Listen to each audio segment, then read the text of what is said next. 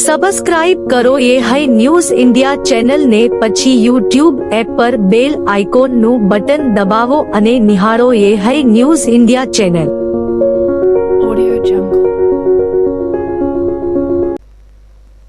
હાલમાં શ્રાવણ માસ ચાલી રહ્યો છે અને શ્રાવણ માસમાં ભક્તો શિવ પૂજા કરવા તો જઈ રહ્યા છે, પણ સાથે સાથે ક્યાંક ને ક્યાંક અમુક લોકો અન્ય ગામથી બીજા ગામમાં જુગાર રમવા માટે પણ આવતા હોય છે. હાલમાં જુગારીયાઓ જુગાર રમતા પકડવાના બનાવો પણ સામે આવી રહ્યા છે. ત્યારે બનાસકાંઠા જિલ્લાના અંબાજી પોલીસે અંબાજીની ધર્મશાળામાંથી ઉત્તર ગુજરાતના મહેસાણા જિલ્લાના વિસનગર ગામના 37 જેટલા જુગારીયાઓને ધાંગધ્રાવાળી ધર્મશાળામાંથી પકડતા ચકચાર મચી જવા પામી છે. વાત કરવામાં આવે તો ધાંગધ્રાવાળી ધર્મશાળામાં 17 ઓગસ્ટના રોજ વિસનગરના ભક્તો સંઘ લઈને અંબાજી આવ્યા હતા. તેમણે આવીને રાત્રિ રોકાણ પણ કર્યું હતું. તે દરમિયાન રાત્રે તેઓ જુગાર રમતા હતા. અંબાજી પોલીસ પેટ્રોલિંગમાં હતી. તે દરમિયાન માહિતી મળી હતી કે આ ધર્મશાળામાં વિસનગરથી આવેલા 37 જેટલા જુગારીઓ જુગાર રમી રહ્યા છે. ત્યારે અચાનક અંબાજી પોલીસે રેડ કરી કાયદેસરની કાર્યવાહી હાથ ધરી હતી. જેમાં રેડ દરમિયાન જુગારીઓ પાસેથી 1,86,600 રોકડા મળી આવ્યા હતા. તેમની પાસેથી 3 કાર અને 37 મોબાઈલ પોલીસે જપ્ત કર્યા છે. તમામ આરોપીઓ પાસેથી 19,93,000નો મુદ્દામાલ જપ્ત કર્યો છે. તમામ આરોપીઓને અંબાજી પોલીસ મથકે લાવવામાં આવ્યા હતા. ત્યારે અંબાજી પોલીસ સ્ટેશન જુગારીઓથી ભરાઈ ગયું હતું. અંબાજી પોલીસ દ્વારા હાલમાં તો શહેરમાં સતત પેટ્રોલિંગ અને ચેકિંગ હાથ ધરવામાં આવી રહ્યું છે. ગઈકાલ તારીખ 17/8/24ના રોજ અંબાજી ટાઉન વિસ્તારમાં પેટ્રોલિંગમાં હતા. એ દરમિયાન બાતમી રાહે અમને હકીકત મળેલ કે ધાંગધ્રાવાળી ધર્મશાળામાં બહારથી આવીને અમુક ઇસમો જુગાર રમે છે. જેથી અમે હકીકતવાળી જગ્યાએ પોલીસ સાથે રેડ કરતા ટોટલ 37 માણસો અને 19,93,000નો મુદ્દામાલ, જેમાં રોકડ 1,86,000 અને 37 મોબાઈલ તેમજ એક આઈસર ટ્રક, એક વેગનાર ગાડી, બીજી ક્રેટા અને એક અમેઝ ગાડી એમ અને 37 મોબાઈલ, એમ ટોટલ 1,93,000નો મુદ્દામાલ જપ્ત કરેલ અને આરોપીઓને અટક કરી અને કાયદેસરની કાર્યવાહી કરવામાં આવેલ છે. આગામી સમયમાં શ્રાવણ માસ દરમિયાન સતત પેટ્રોલિંગ રાખવામાં આવશે અને તમામ ધર્મશાળાઓ અને જેટલી હોટલો છે તે તમામ ચેક કરી અને સખત કોમ્બિંગ કરવામાં આવશે. અને આવા જે જુગાર રમે છે તેવા તમામ તત્વો સામે કાયદેસર કડક પગલાં લેવામાં આવશે. ભારતભરમાં શ્રાવણ સુદ પૂનમના દિવસે બળેવ એટલે કે રક્ષાબંધનની ઉજવણી થાય છે. આ દિવસે બહેનો પોતાના ભાઈને રાખડી બાંધી અને ભાઈની રક્ષા કાજે પ્રાર્થના કરે છે. ત્યારે પાલનપુર તાલુકાના ચડોતર એક એવું ગામ છે કે જ્યાં બળેવ એટલે કે રક્ષાબંધનની ઉજવણી શ્રાવણ સુદ 14ના દિવસે થાય છે. એટલે કે રક્ષાબંધનના એક દિવસ પહેલા રક્ષાબંધનની ઉજવણી થાય છે. બહેનો પોતાના ભાઈઓને રક્ષાબંધનના એક દિવસ પહેલા રાખડી બાંધી અને દીર્ઘાયુની પ્રાર્થના કરે છે. ચડોતર ગામની જે દીકરીઓના લગ્ન થયેલા હોય તે દીકરીઓ પણ તેમના ઘરેથી રક્ષાબંધનના એક દિવસ પહેલા ચડોતર ગામમાં આવી અને પોતાના ભાઈને રાખડી બાંધતી હોય છે અને રક્ષાબંધન પર્વની હર્ષો ઉલ્લાસભેર ઉજવણી પણ કરે છે. નમસ્કાર.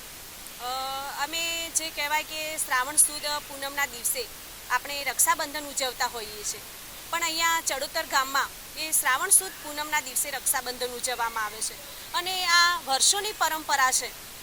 કહેવાય કે 14ના દિવસે બહેનો આવે છે, એમના ભાઈને રાખડી બાંધે છે, એમના લાંબા આયુષ્ય માટેની પ્રાર્થના કરે છે.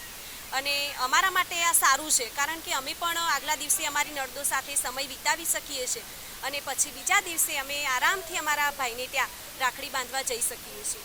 અમારા ગામમાં આજે રક્ષાબંધનની ઉજવણી છે. આખા દેશમાં જ્યારે રક્ષાબંધન શ્રાવણ સુદને પૂનમના દિવસે ઉજવવામાં આવે છે, જ્યારે અમારા ગામમાં રક્ષાબંધન શ્રાવણ સુદને 14ના દિવસે ઉજવવામાં આવે છે. અમે આ રક્ષાબંધન ખૂબ જ ધૂમધામથી ઉજવીએ છીએ.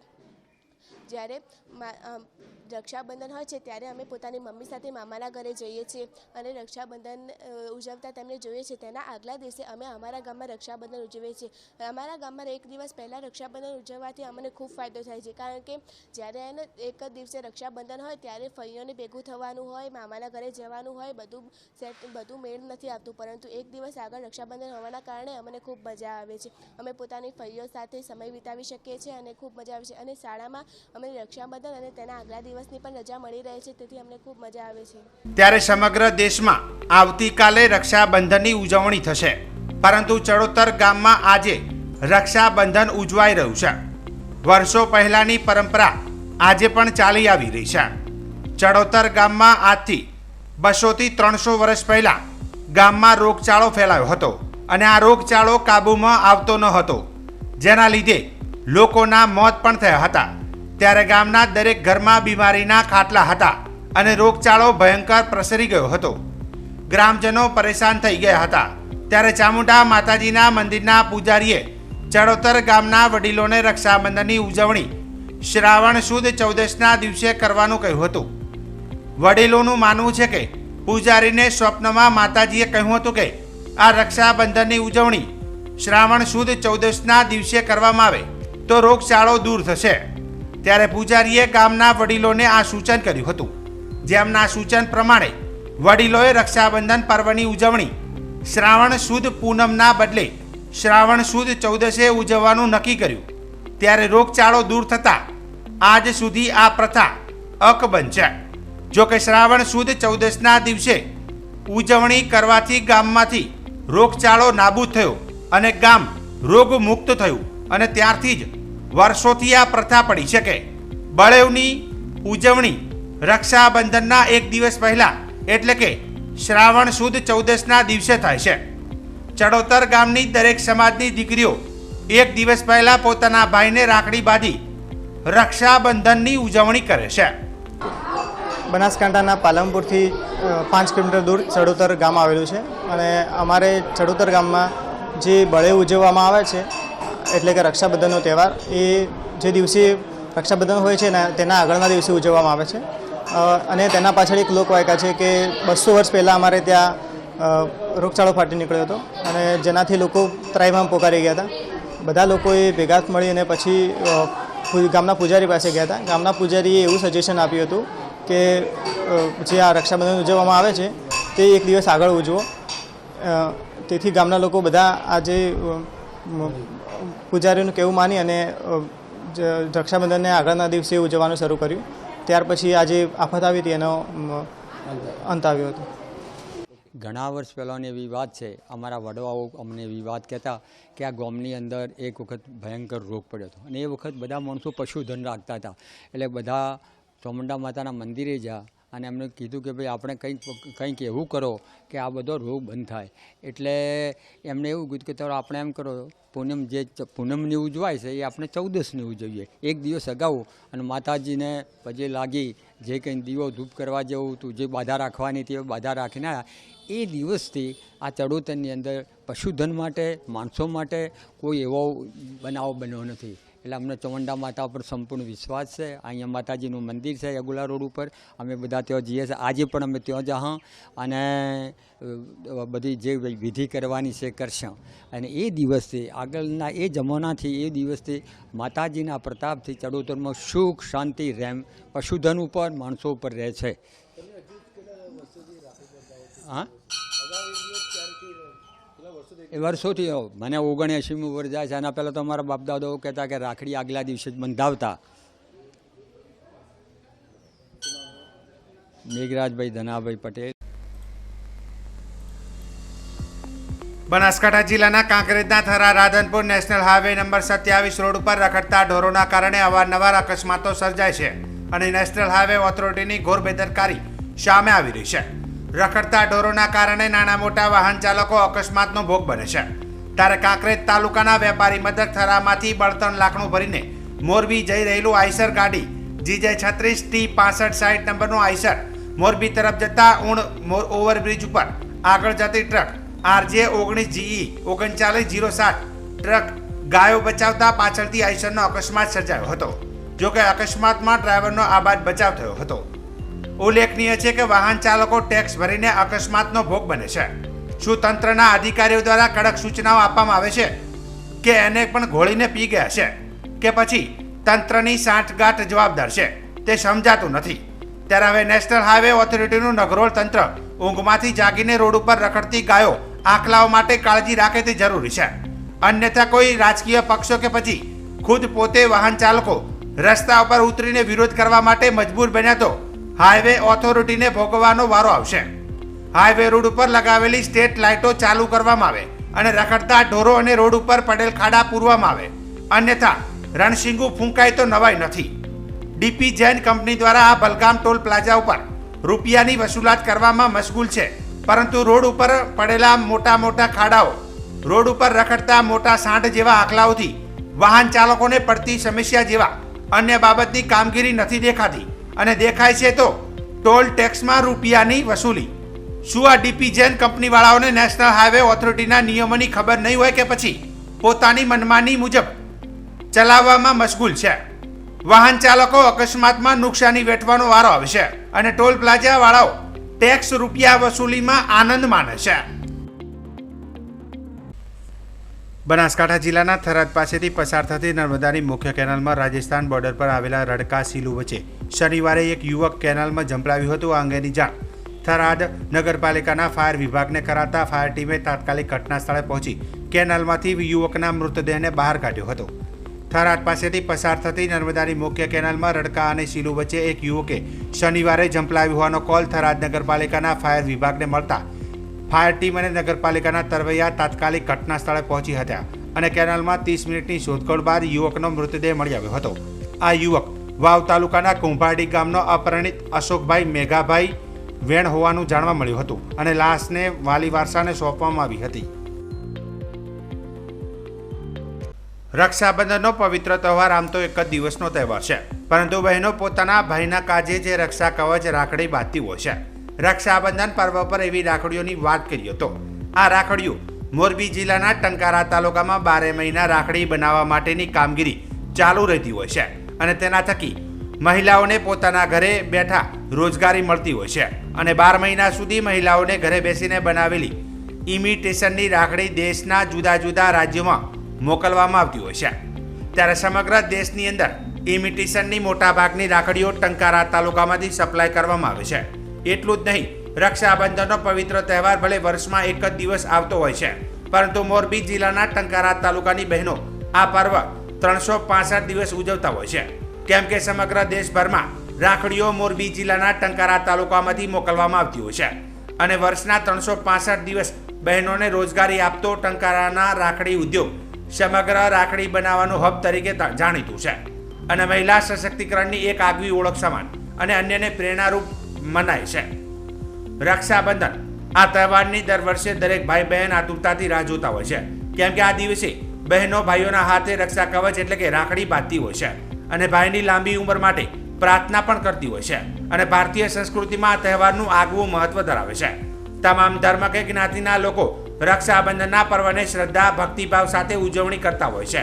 જો કે મોરબી જિલ્લાના ટંકારા તાલુકામાં ગૃહ ઉદ્યોગની જેમ ગામડે ગામડે ઇમિટેશનની રાખડી બનાવવામાં આવે છે, જેને દેશના જુદા જુદા 20 જેટલા રાજ્યોમાં મોકલવામાં આવે છે અને 12,000થી વધારે મહિલાઓ રોજગારી આપતા આ ગૃહ ઉદ્યોગ વાર્ષિક 60 લાખથી વધુ અવનવીઓ રાખડીઓ બનાવી સમગ્ર દેશના વિવિધ પ્રાંતમાં મોકલવામાં આવે છે. તેમજ વાર્ષિક 35 કરોડનું જેટલું ટર્નઓવર ધરાવતા આ ઉદ્યોગ મહિલાઓ માટે આશીર્વાદરૂપ છે. પ્રેમનું પર્વ એટલે રક્ષાબંધન ભારતમાં ખૂબ જ મહત્વ છે અને ભારતીય સંસ્કૃતિનું ભાઈ બહેનના પવિત્ર પ્રેમનું પાવન પર્વ એટલે કે શ્રાવણ સુદ પૂનમે આવતી રક્ષાબંધન છે, જેના ઘણા લોકો બળેવ પણ કહે છે.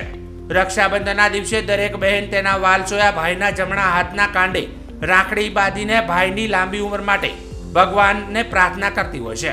જો કે રાખડીમાં પણ હવે નવી ડિઝાઇનો આવતી હોય છે, જેમાં ખાસ કરીને મેટલની રાખડીઓ આવે. તેનું ભારતમાં સૌથી મોટું ઉત્પાદન મોરબી જિલ્લાના ટંકારા તાલુકામાં છેલ્લા ઘણા વર્ષોથી કરવામાં આવે છે, જેમાં જુદા જુદા 16 જેટલા પ્રોડક્શન હાઉસ સહિત 40 કિલોમીટરની આસપાસના ગ્રામીણ વિસ્તારની 12,000થી વધારે મહિલાઓ દ્વારા અવનવી રાખડીઓ બનાવવામાં આવે છે, જેમાં જુદા જુદા રાજ્યોમાં જે પ્રકારે ચલણ હોય તે મુજબની ભાતની રાખડીઓ અહીં બનાવવામાં આવે છે, જેમાં મુખ્યત્વે સ્ટોન, ડાયમંડ, મેલોમાઇન સહિતની રાખડીઓ બનાવવામાં આવે છે.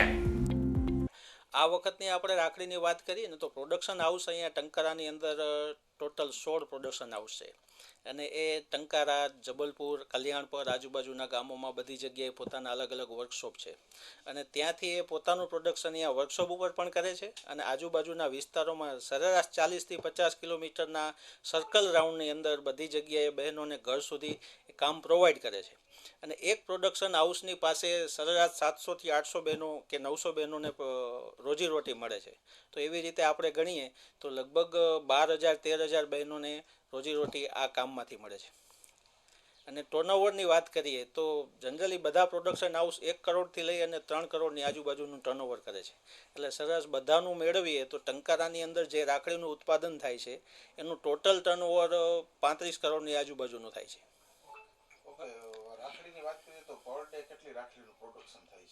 હા, રાખડી એવી રીતની વસ્તુ છે કે એમાં વેરાયટી બહુ જ વધારે હોય છે, નાનાથી લઈ અને મોટી રાખડી. એટલે જે રાખડી આપણે બનાવવા પ્રોડક્શનમાં લીધી હોય એની સાઇઝ કેવડી છે એના ઉપરથી એનું ડિપેન્ડેન્ટ વધારે છે. જનરલી આમ જો ટોટલ પીસની અંદર વાત કરીએ તો સમજીએ કે લગભગ 60થી 70 લાખ રાખડી આપણા ટંકારાની અંદર વર્ષની અંદર બને છે. 60થી 70 લાખ રાખડી. ટાઈપ્સ ઓફ વેરાયટીની જે વાત કરીએ તો એ કઈ રીતની આમાં ગણી શકાય?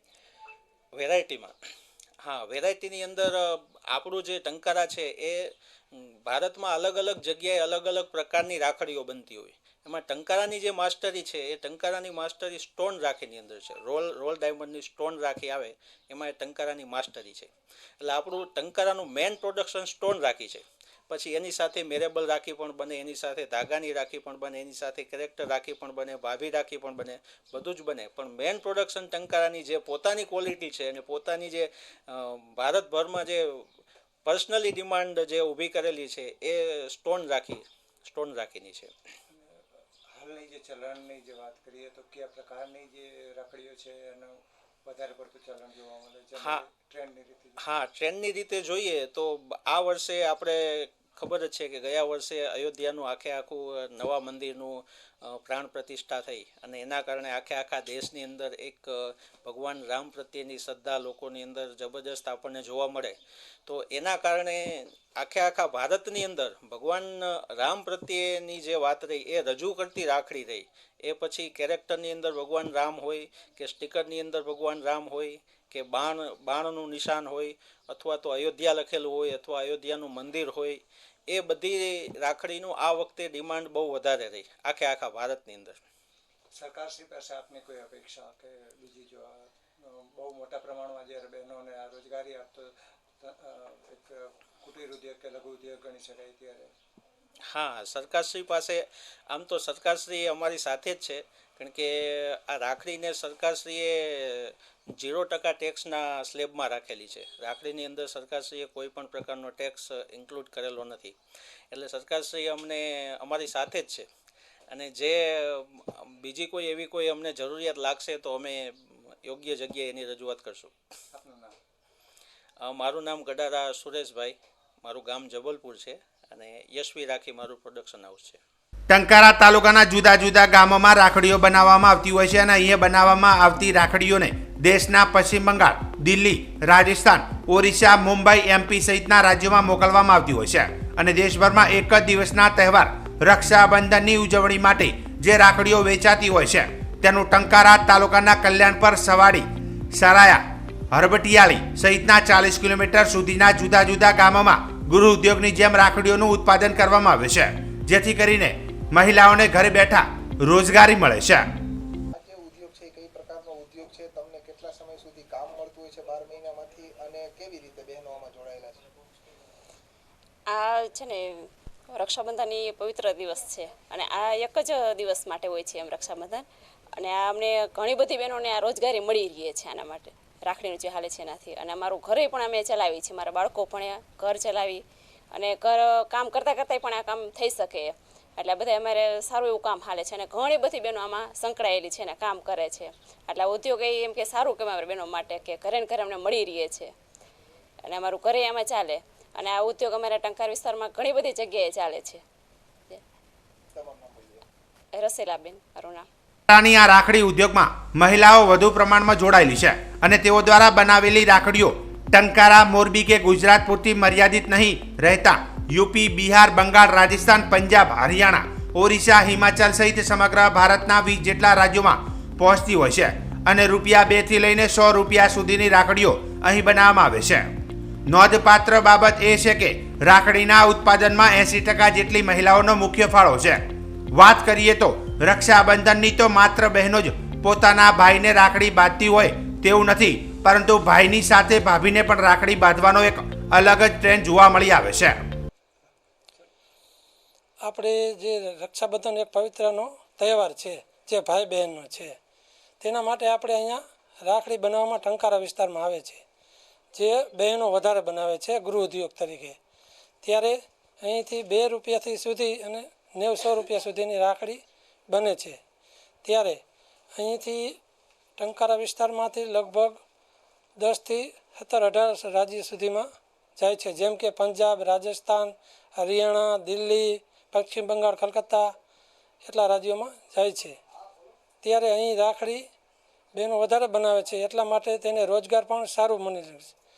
જેમ કે 5 થી 10,000, 15,000 જેવી જે મહિલા એ પ્રમાણે રાખડી બનાવે છે. ત્યારે બીજું કે અહીંયા ગૃહ ઉદ્યોગના હિસાબે મહિલા 90 થી 80-90% કામ કરે છે મહિલાઓ ફક્ત, એટલે એને રોજગારી સારી મળી રહે છે. રાખડીના ભાવમાં વાત કરીએ તો ₹2 સુધી, ₹2 થી માંડીને ₹90 સુધી, ₹100 સુધી રાખડી બને છે. રાખડી ડાયમંડની વધારે બને છે, ત્યારે ધાતુ પણ એમાં ચાલે છે, જે મેરેબલ કાસ્ટિંગ કહે છે. એવું કહેવાય છે કે રાખડીના તંતુએ તંતુ પ્રેમ છે, હૃદયની ઉર્મિઓ છે અને દરેક બહેન ભાઈનું દીર્ઘાયુ ઈચ્છતી હોય છે. સબસ્ક્રાઇબ કરો એ હાઈ ન્યૂઝ ઇન્ડિયા ચેનલ ને પછી યુટ્યુબ એપ પર બેલ આઇકોનનું બટન દબાવો અને નિહાળો એ હાઈ ન્યૂઝ ઇન્ડિયા ચેનલ.